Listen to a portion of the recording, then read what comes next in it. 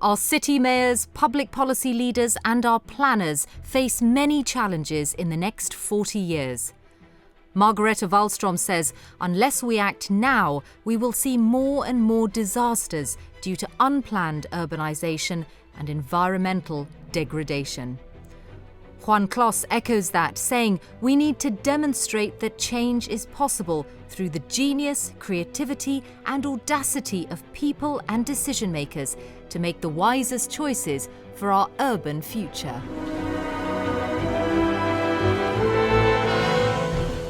Imagine a city with a historic centre, a city with planning legislation prohibiting the demolition of heritage buildings, a city with height regulations limiting new buildings to 8 floors.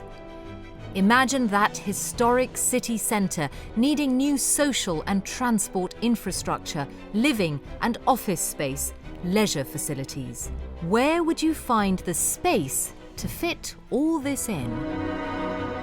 You'd find it here, in the Earth Scraper, a 65-floor deep, inverted skyscraper. This is all the space you need with no compromise on the existing urban fabric. The Earth Scraper is an inverted pyramid with a central void, allowing all underground habitable space to enjoy natural light and ventilation.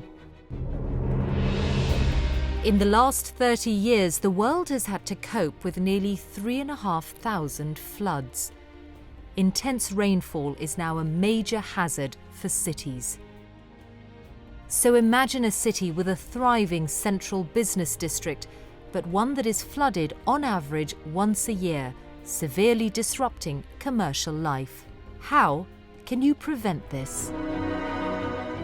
In Kuala Lumpur, you do it the smart way, with an underground solution combining both a road and a stormwater management tunnel. Next, imagine a city under threat from major earthquakes. A city that has previously experienced the collapse of its vital infrastructure, severely hindering disaster relief efforts.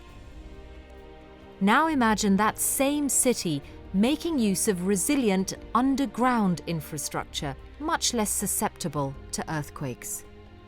A city where even after a major quake, essential aid can be distributed and life protected. As the world's population increases, our cities are becoming increasingly overcrowded, the available space almost all taken. But cities must be livable to be loved. They need open and green areas, public spaces for a society to enjoy. Imagine creating those spaces below the surface, parkland beneath the urban centre. Meet the Low Line, a private initiative in the Lower East Side of New York City, reusing an unwanted, forgotten underground tramway depot and giving it new life.